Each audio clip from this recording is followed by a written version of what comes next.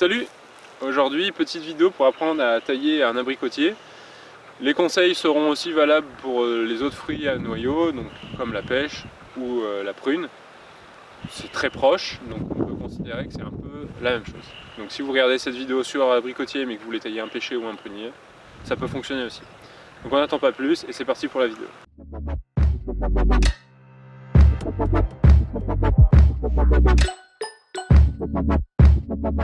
Donc là on se trouve face à un abricotier qui est jeune. Il a 4 ans de vie, il a été planté il y a 3 ans, c'était un sion. Et il est taillé plutôt en gobelet, alors c'est pas un gobelet strict. Alors qu'est-ce que c'est un gobelet? C'est quand on taille des arbres avec cette forme là, un peu de parapluie inversé.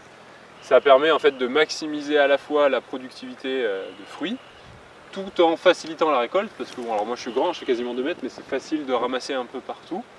Et ça permet aussi d'ouvrir l'arbre, il n'y a pas trop de branches au milieu. Du coup en faisant ça, ça nous permet de pouvoir avoir la lumière qui pénètre un petit peu partout sur toutes les branches, et du coup avoir des fruits qui sont bien gorgés de soleil.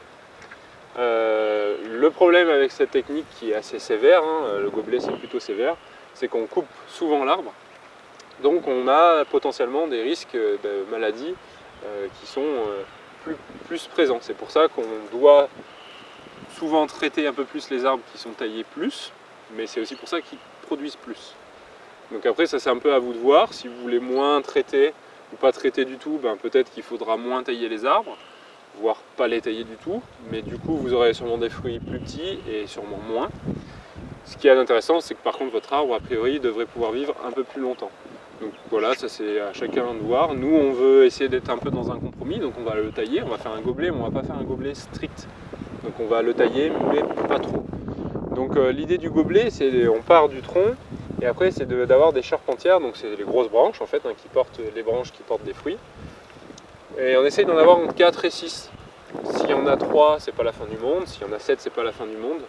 Mais on essaye de tendre voilà, vers 5 idéalement, 4 même. Et on essaye de faire en sorte aussi que l'arbre il monte pas trop haut, pour qu'on puisse continuer à ramasser des fruits. Donc il y a une technique qui fonctionne bien, que nous on fait pas trop, mais que vous pouvez faire chez vous, c'est d'attacher les branches avec des sangles. Vous mettez une sardine au sol par exemple, pour les courber un peu comme ça. Parce qu'en fait, pourquoi on veut les courber, pourquoi on cherche à ouvrir l'arbre? Parce que c'est le fait que les branches soient un peu plus à l'horizontale, alors plutôt 30-40 degrés, qui vont faire qu'elles font des fruits.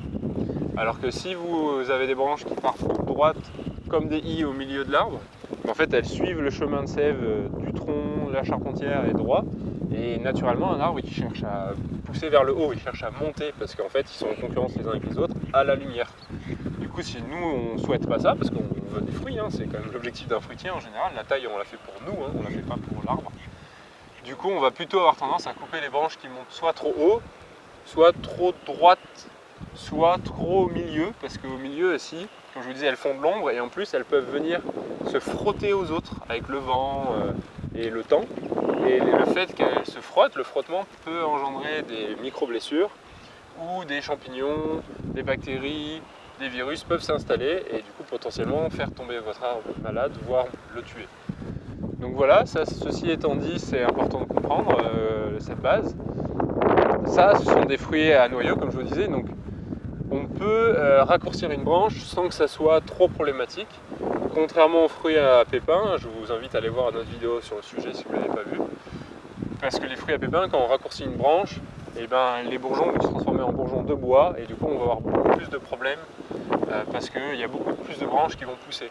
Alors que nous, comme je vous le disais, l'objectif c'est plutôt que ce soit des fruits, plutôt du bois qui poussent. Et après on essaye de se dire qu'en gros l'objectif d'une taille c'est de simplifier, qu'il y ait moins de branches et que les branches soient plus simples, dans le sens où il y ait moins de ramifications. Donc là, moi mon objectif ça va être principalement ça. Et le deuxième c'est que ce soit pas trop haut. Donc là, celle qui me saute aux yeux quand je fais le tour, c'est celle-là, parce que certes elle est très belle, là il y a des petits bourgeons à fruits, on les reconnaît parce qu'ils sont gonflés, un peu rouges. Donc c'est bien parce que ça va porter des fruits, mais le problème c'est qu'elle monte vraiment tout droit. Et celle-là par contre, elle est dans la bonne direction, vous voyez, elle va vraiment, elle va vers le côté, elle a la bonne courbure. Donc du coup, moi j'ai envie de couper ici. Alors c'est vraiment sévère comme taille, mais en même temps imaginez je ne le fais pas. Qu'est-ce qui va se passer l'année prochaine, là, cette année pardon, en 2025, et ben, la branche elle va pousser tout droit, toute droite comme ça là. Et là elle est déjà à 3 mètres quasiment à la pointe. Et l'année prochaine elle est à 6 mètres, 5 mètres. Donc en fait je suis obligé de la couper si mon objectif c'est de pouvoir ramasser des fruits et que mon arbre soit pas trop haut. Donc c'est une taille assez costaud. Vous avez vu, je laisse une petite branche qui porte un bourgeon et je laisse aussi un petit téton de quelques centimètres. Donc potentiellement il y a des branches qui vont repartir de là, donc ça c'est pas l'idéal si on veut pas qu'il y ait de branches. Mais je fais ça pourquoi? Parce que j'ai quand même pas envie que ça, il y ait une maladie qui rentre, un champignon, et que ça s'attaque à cette branche. Et aussi parce que là, il y a une petite branche qui va porter des fruits, donc j'aurai sûrement un abricot ou deux ici. C'est un truc hybride, en général on coupe quand même un peu plus court. Et à côté, on a un peu la même chose, donc ça c'est un peu le classique. Donc là il y a une branche, vous voyez, on la voit bien, c'est net, elle est dessus, et elle pousse droit. Donc ça c'est typiquement celle où on est sûr qu'il faut enlever. Donc celle-là, on peut l'enlever. Donc voilà, typiquement celle-là, on l'enlève. Et après pareil, comme tout à l'heure, c'est un peu le même genre de choix. Et là, j'ai pas trop envie de choisir parce que c'est pas forcément simple. Les deux sont intéressantes.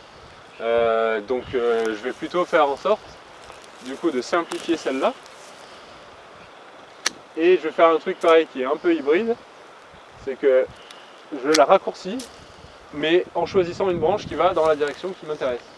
Alors pourquoi je la raccourcis? Parce que si je la raccourcis pas, pareil, elle va faire 5-6 mètres à la fin de l'année. Et du coup, vu que j'ai fait ça là-bas, ici je fais ça un peu aussi, pour que celle-là, elle ait aussi la force de pousser dans la bonne direction.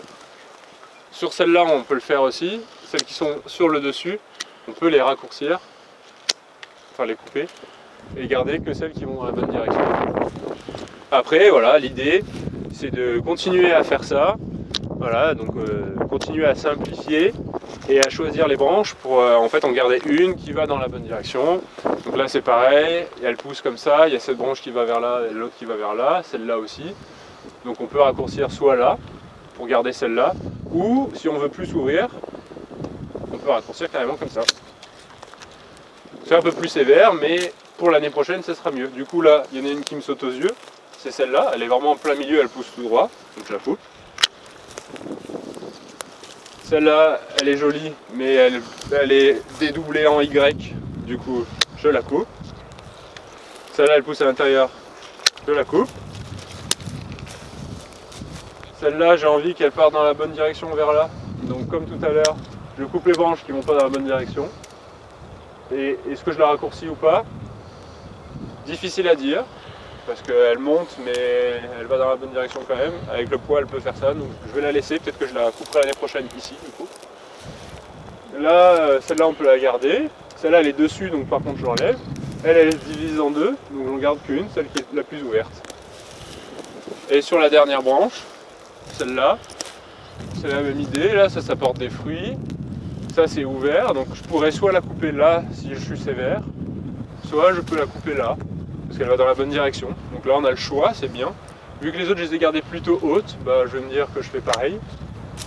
Je la garde plutôt haute, mais je me garde l'option de celle-là l'année prochaine ou de celle-là.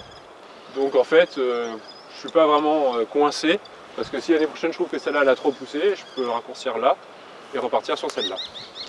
Voilà, je vais pas faire plus, c'est déjà bien, on a bien taillé, donc on voit beaucoup mieux les charpentières. 1, 2, 3, 4, 5, 6, parfait. Et on verra ça les autres années, mais je suis satisfait de la taille. On pourrait faire moins, hein. Là c'est quand même une taille assez sévère, mais ça devrait bien marcher et devrait bien pousser.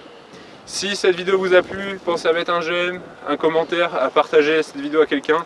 Ça nous aide beaucoup dans notre travail. Pensez à vous abonner si vous n'êtes pas abonné, ça nous aide beaucoup aussi. Et je vous dis à très bientôt pour une prochaine vidéo. Salut!